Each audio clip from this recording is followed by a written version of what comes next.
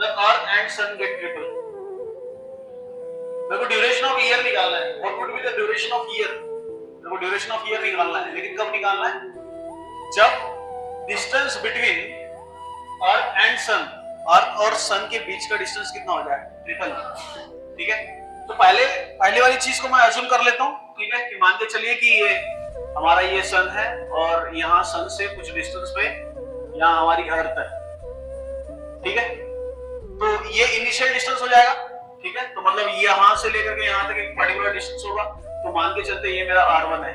ठीक है, क्या ये R1? ठीक है, R1 इसलिए क्योंकि मेरे पास में डिस्टेंस दूसरी इसमें ट्रिपल करना है। ठीक है ना।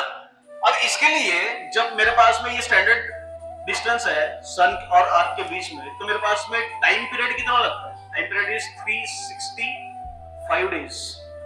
अरे लगता है क्या? सो दिस इज 365 डेज। ये कब का है? जब T1 इज इक्वल टू कितना है? R1। तो T1 इज इक्वल टू कितना है? अब उसके बाद में क्या बोला है कि if the distance between earth and sun, earth और सन के बीच का डिस्टेंस कितना हो गया? ट्रिपल। ठीक है, so this is T1 is equal to 365 days. अगर मैं इसको ईयर में ले लूं तो T1 इज इक्वल टू क्या 1 ईयर लिखा जाएगा इसको? अरे क्या लिखा है? 1 ईयर। ठीक है, अब क्या हो रहा है कि भैया अर्थ और सन के बीच का डिस्टेंस कितना हो गया? ट्रिपल हो गया। डिस्टेंस ट्रिपल हो गया। It means that if this is the initial distance इनके बीच का, सन और अर्थ के बीच का, तो इनका ट्रिपल हो जाएगा। तो मैं उसको R2 से डिनोट करूं और R2 क्या हो जाएगा? Thrice of R। ट्रिपल हो गया ना। ट्रिपल हुआ तो कितना हो गया? R2 is equals to thrice of R1 and when then R2 is equals to thrice of R1, clear? और T1 is equals to 1 year। तो मेरे को कैलकुलेट क्या करना है कि भी मेरे को what would be the duration, मतलब मेरे को टाइम निकालना है। ठीक है, what would be the duration of the year if the distance between this earth and sun get triple?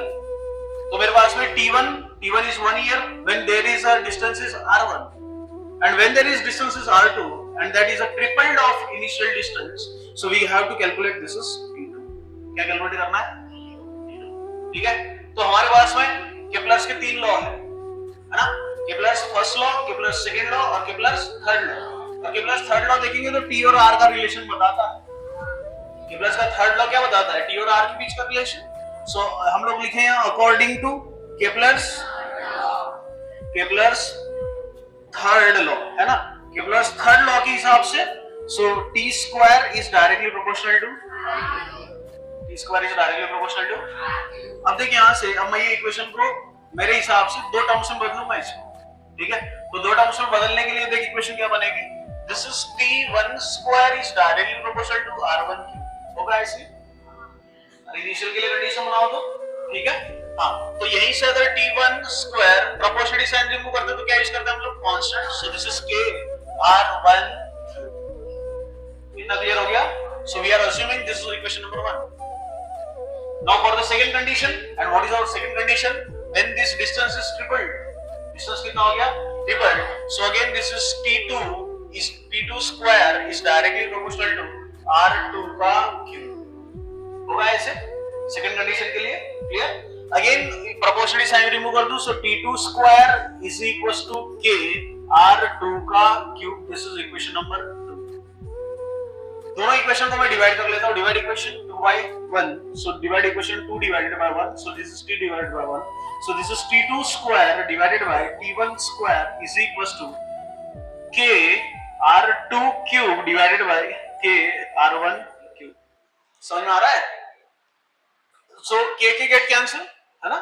so यहाँ T2 divided by T1 है और T2 divided by T2 का भी स्क्वायर है T1 का भी स्क्वायर है।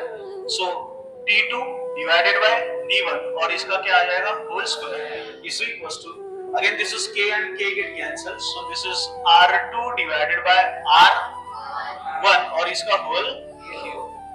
ठीक है, हाँ, अब मेरे को T2 का इक्वेशन निकालना है तो स्क्वायर मेरे को इधर भेजना पड़ेगा। ठीक है, तो हो जाएगा स्क्वायर रूट। ठीक है, तो इस means that T2 divided by T1 is equals to this is R2 divided by R1 और पावर में यहाँ कितना है? 3 और स्क्वायर अब इधर आ जाएगा, क्या हो जाएगा? Square root. और स्क्वायर रूट का मतलब पावर में कितना होता है? 1 by 2। तो यहाँ ऑलरेडी कितना है? 3, तो हो गया कितना गया? 3 by, समझा? सो पावर समझा कैसे आ गया? सो दिस इज 3 by 2 और मेरे को इक्वेशन किसकी बनानी है? T2 की।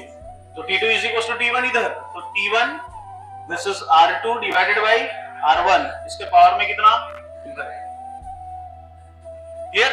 But we have the equation for R2 and R2 is equal to thrice of R1, ठीक है। तो मैं यहाँ रख दूं, so again this is T2 is equal to T1 कितना है, T1 कितना है मेरा 1 ईयर। अगर मैं ईयर में कैलकुलेशन करूंगा, अगर डेज में कैलकुलेशन करना है मेरे को तो 365 पुट करना पड़ेगा, अगर मैं ईयर में कैलकुलेशन करूं तो मेरे को 1 ईयर पुट करना पड़ेगा, ठीक है। सो इट मींस दैट मैं ईयर में कैलकुलेशन कर लेता हूं, थोड़ा सा आसान हो जाएगा। So 1 multiplied by this is R2 and R2 is thrice R1, ठीक है, divided by R1 and this is power में कितना 3/3, क्लियर। So see here R1 and R1 get cancel, ठीक। So we get the equation for T2 again. So T2 is equal to 1 multiplied by this is 3 और इसके power में कितना 3/2। 3/2 का मतलब क्या हो गया कि अगर मैं इसको लिखूं तो T2 इज इक्वल टू ये 1 जैसे वैसे रहता है, इसको 3/2 का मतलब 3 के पावर में क्यूब और ये स्क्वायर रूट होगा ऐसे। This is exact meaning of power में 3/2, ठीक है।